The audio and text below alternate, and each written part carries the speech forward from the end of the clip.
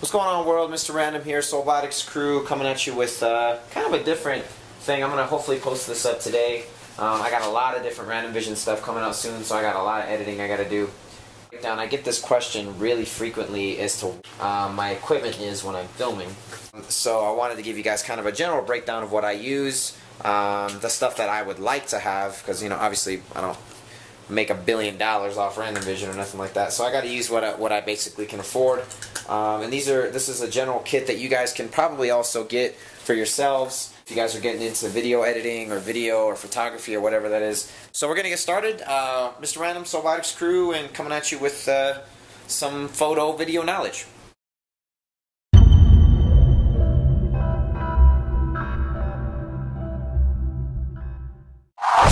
Alright, so first things first is what I'm shooting this video with is actually kind of one of my second cameras. It's actually my fiance's camera. I pretty much gave it to her since I have this one. But this was a gift from a friend. It's a Nikon J1. It's kind of one of the mini SLR cameras. It actually shoots really good video and good photos. So if you don't have the money to get a full-on DSLR camera, I can recommend either the Nikon or the little Sony one as well. The Nikon J1 is a good choice.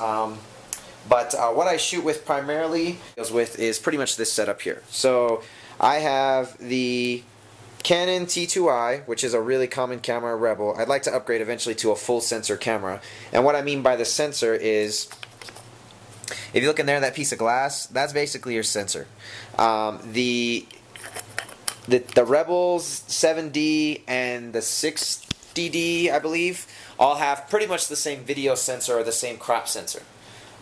When you start getting into the 5Ds and things like that, you have a full frame sensor, gives you a much cleaner shot, much more accurate as far as the range goes on your lenses and things like that, because these are measured with full frame sensors in mind, and kind of a lot to get into right now. But the T2i for shooting dance stuff, if you got really good lenses, you're still going to get some really, really good footage out of it. So it's definitely a good place to start, and it can keep you going for quite some time until you decide you want to upgrade from the intro level cameras to the expensive, you know, professional grade.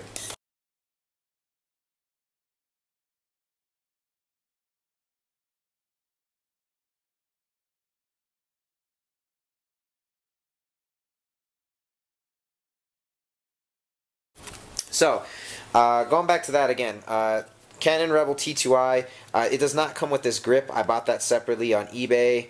Basically what it does is this screws off.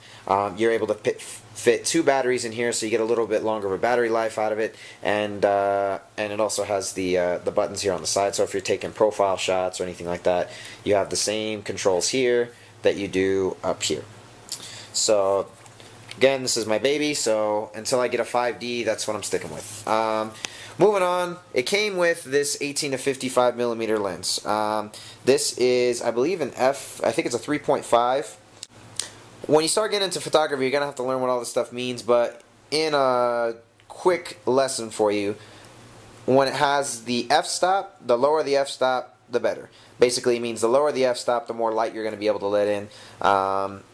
And that will actually give you, especially when you're doing film and you're shooting at night, that's going to give you a much cleaner shot. So this, again, is not really something I use on a regular basis. It's just an 18 to 55 millimeter. You'll get this when you buy the camera in most cases, unless you just buy the body by itself, which I wouldn't necessarily recommend. Definitely would upgrade. Usually everybody wants to upgrade to a 50 millimeter. This is a 50 millimeter. This is my favorite lens that I have. This is a 50 millimeter 1.4. Everybody, for the most part, though, goes for the 1.8 because it's $100. This, on the other hand, was closer to $500. So depending on where you get it from, you can get this anywhere from $300 to $500. But this is my favorite lens. I shot all my tunnel clips with this, all my wave clips with this. I don't shoot any of my Random Vision with this, though, because it's 50 millimeter, meaning it's zoomed in, constant. I can't zoom out with it unless I actually physically move the camera.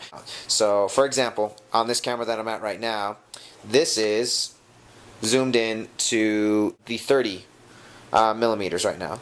If I zoom all the way out, this is at 10. So basically, the lower the number, the wider the shot. So again, this is a 50 millimeter, so you can imagine how far this goes in. Hey, my wife's home. Hi. Alright, so going back to what we were talking about, Then this is my second lens that I bought. Ranges right about 400 bucks as well. So these two each cost about 400 bucks. This is the Sigma 10x20 super wide angle lens. If you guys see it, see how it's got kind of like almost the bubbly effect. They call it a spherical lens. Basically, this is more of a landscape lens, or really good for if you're shooting, and again if you're filming. This is really good for outdoor close-up shots. So basically you can get an entire person's body from that. Again, so if we're going to use the same example from before, I'm all the way at 10 right now. So this is the same length that my camera shoots at. This particular lens here, this 10x20, this is the same distance it's going to go back. This is at 30. So if you're trying to shoot footage with this, again, the person has to be pretty far away in order for you to fit that. But if you zoom all the way out to 10, I can pretty much get an entire person in frame with a lens like this one. This is a 10x20 f4, extremely good. Not the best in low light because it isn't only an f4. Rather, this 50mm is a 1.4. Basically, again, lower the f-stop, better the lighting. So that's that. Getting into more photography type stuff and video stuff, I have a little LED panel. I got this on eBay for like 20 bucks. Basically just super bright. You ever in need of some light in some places, this is always good. I got the diffuser cap on it, so it kind of tones it down, doesn't make it as harsh. And then I got the speed light, the Canon 430EX speed light, which it's got all the turning and you can bounce light off the ceiling. This is more for photography. Again, if you're more interested in doing video, you can literally get away with just this, and you would probably be just fine. This is what I started with. Literally the day I walked out of the store, I just had the body, not this. I just had the body and this lens and the kit lens that came with it. Walked out of the store, was able to shoot videos pretty good. So this is what you can start with. Most people that start with this camera usually go immediately to the 1.8 50mm because again that one is 100 bucks. This one is a little more expensive because it's a 1.4 and can shoot in even lower light than the 1.8. And honestly, the actual sturdiness of the lens is actually a little bit better as well. You kind of you feel the construction is a lot better, so I feel a little bit better about buying that lens versus the 1.8. But that's pretty much all I'm shooting with at the moment. Hopefully I'll get some new stuff soon, but hopefully this video helped you out. If you have any questions, I'll do my best to answer them. I'm still learning myself, so hit me up. Random Vision, So Wattage Crew, peace.